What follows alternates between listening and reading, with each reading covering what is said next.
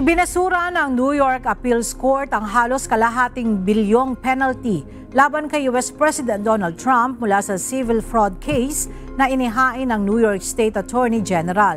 Sa kabila ng pagbasura ng penalty, nananatili namang liable sa kasong fraud ang Pangulo ayon sa korte upang makapagpatuloy ang kaso sa review status sa appellate court.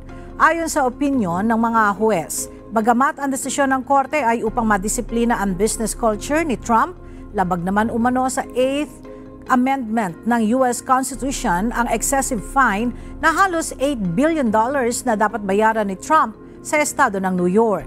Plano namang iapela ni New York Attorney General Letitia James ang desisyon ng korte.